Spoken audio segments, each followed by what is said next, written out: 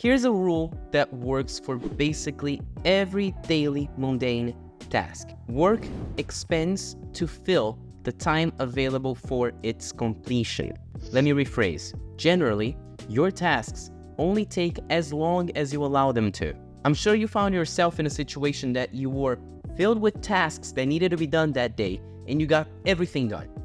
But then you also had days that you only needed to do one thing and you couldn't even accomplish that. There you go. That's Parkinson's law at work. That's the phrase that I just gave you a couple minutes ago. This term was coined in an essay for The Economist in 1955 by a guy called Cyril Northcote Parkinson. He was talking about the work environment and how people basically create more work. As always, link for the article in the book is below. I'm also sure you've noticed how people who are super busy always find a way to get stuff done, but then people that are not busy at all take forever to get that very same task done. Why?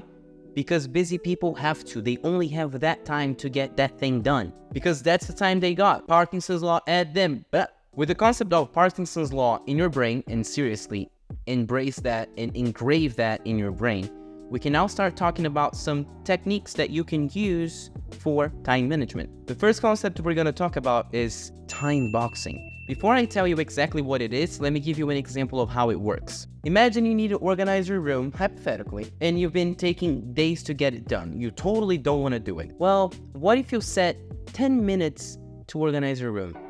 Okay? Not a minute more, just 10 minutes. You're going to organize your room for 10 minutes. Chances are that you're going to be very surprised with how much you were able to organize in just 10 minutes. By now, you probably realize that most of time management has to do with focusing on what you're doing. It's the same idea here. You will be surprised with how much work you can get done in 10 minutes. Now, to the definition of time boxing. Time boxing is the strategy of allocating a certain amount of time for a task and not going over that period of time. It can virtually be used for anything, tasks that you need to get done, tasks that you don't want to do, you've been procrastinating, and so on. Now, mechanically, on your planner, you're going to take, say, 9 a.m., and you're going to do a little box, and that's why it's called time boxing. That's a terrible box. Please, editor, put a box here. From 9 to 9:10, you're going to use that moment to organize your room. So you're setting a real, accurate, reasonable goal of working for 10 minutes. Don't think that you're going to, code a whole website in 10 minutes. Please be reasonable with your goals. And then at the end of the day, you're going to assess whether you're doing this time boxing correctly. Because again, sure, work takes as much time as you allow it to, but there's some tasks that will intrinsically take longer than others. And just like anything else, if something happens throughout your day and you get off track, don't beat yourself up. Just reorganize your day now, given the cards that you have. Now, you might have heard the term time blocking. And now if you heard that term before, you might be wondering what's the difference between time blocking and time boxing. And the truth is that they go hand in hand, but they are slightly different. Time blocking is blocking a period of time for you to go do that one specific task. Say from 4 to 5:30 p.m., I'm going to go to the gym. So imagine that same box that I told you about, but then it's a bigger one and you're just putting gym.